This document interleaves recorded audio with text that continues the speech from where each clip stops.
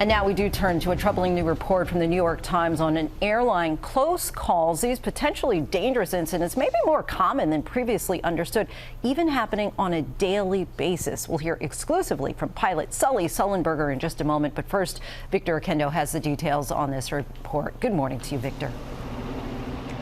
Good morning, Lindsay. We're talking about an alarming number of near misses. According to the New York Times, there were about 300 reports of these close calls in the last year and at least 46 in the last month alone. Delta 1943, cancel takeoff plans. Rejecting. In January, a Delta plane almost colliding with an American Airlines flight that was on the wrong runway at JFK, the pilot slamming on the brakes. The next month in Austin, Southwest aboard. FedEx is on the go. A FedEx cargo plane coming within 100 feet of a Southwest flight packed with passengers. And weeks later, in Boston, air traffic control telling a Learjet pilot to wait before taking off because a JetBlue plane was landing on an intersecting runway. Middle land 4 right, JetBlue 206. The pilot taking off anyway, forcing the JetBlue plane to go from 87 feet to 3,900. And then hitting the ground and then going back up within seconds. Like, you definitely got a jolt, and then nobody knew what was going on. In the New York Times review of internal FAA safety documents and in a NASA database, they found only a fraction of near misses and mid-air scares like these have been publicly disclosed.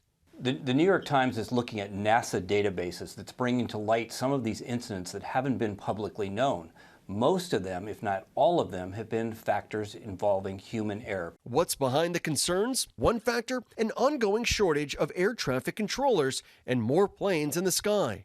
According to a report from the Department of Transportation's Inspector General this June, 20 of 26 critical air traffic control facilities were staffed below the minimum thresholds of 85%, with controllers working mandatory overtime and 6-day work weeks to cover the shortages. The number of air traffic controllers down 10% over the last decade. And the Air Traffic Controllers Union tells ABC News this is not sustainable. The FAA tells us that the U.S. aviation system is the safest in the world, but one close call is one too many.